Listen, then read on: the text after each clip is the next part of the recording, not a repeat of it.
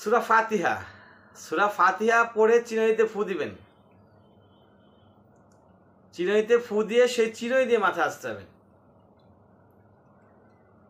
কখন পড়তে হবে, কতবার পড়তে হবে, কিভাবে পড়তে হবে, সে বিষয়গুলো অবশ্যই আমরা জানবো। তার আগে জেনে নেই কি কি উপকার আছে। যদি সূরা ফাতিহা পড়ে চিরুনিতে ফু দিয়ে সে চিরুনিতে মাথা আসছেন, আপনার চুল পড়া, প্রথমত যদি চুল পড়া থেকে থাকে, আপনার চুল পড়া রোগ থাকে, তাহলে সেই চুল পড়া রোগ বন্ধ হয়ে যাবে, চুল পড়বে না। এবং আপনার মাথা যদি ব্যথা থাকে, মাথা ব্যথা, অনেকের মাথা ব্যথা হয়, সে মাথা ব্যথা আল্লাহ পাক কমায় দিবে। টেনশন নাই এমন মানুষ নাই বললেই চলে, টেনশনটাও আল্লাহ পাক দূর করে দিবেন। মাথায় যদি অন্য কোনো পীড়া থাকে, কোনো রোগ থাকে, সকল প্রকার রোগ থেকে আল্লাহ পাক দূর করে দিবেন। এবং মাথার যে ঠান্ডা, অনেক সময় মাথা গরম থাকে অনেকের, সেই মাথাটাকে আল্লাহ পাক ঠান্ডা করে দিবেন। মাথা গরম হবে না, হট হবে না, মাথা ঠান্ডা থাকবে। অত্যন্ত ইম্পর্টেন্ট একটি কাজ। কতবার পড়তে হবে? 3 বার পড়তে হবে, 3 বার। তবে পড়ার আগে অবশ্যই পবিত্র হইতে হবে আপনাকে, পবিত্র। মহান রব্বুল আলামিন হচ্ছে পবিত্র, তাই আপনাকেও পবিত্রতা অর্জন করতে হবে। অজু করে পবিত্র হবেন কিভাবে? অজু করে নিতে হবে আগে। প্রথমে অজু করে নেবেন, অজু করে পবিত্র হয়ে তারপরে বিসমিল্লাহ সমেত আগে দুরূদ পাঠ করতে হবে 3 বার।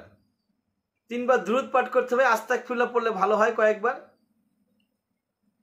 তারপর হচ্ছে 3 বার বিসমিল্লাহ সহ 3 বার সূরা ফাতিহা পড়তে হবে।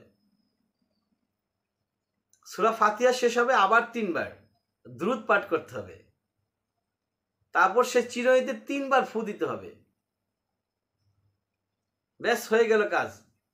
তারপরে সেই চিরুনি বিসমিল্লাহ নিয়ে, বিসমিল্লাহ বলে মাথা আঁচড়ানো শুরু করতে হবে। তাহলে মহান রব্বুল আলামিন আপনাকে যে কথাগুলো বললাম সেই কথাগুলো থেকে মুক্ত দিবেন, ইনশাআল্লাহ মুক্ত করে দিবেন। চুল পড়া, মাথা ব্যথা, টেনশন, মাথা ধরা, মাথা ঠান্ডা রাখা, এই কাজগুলো আল্লাহ পাক করে দিবেন।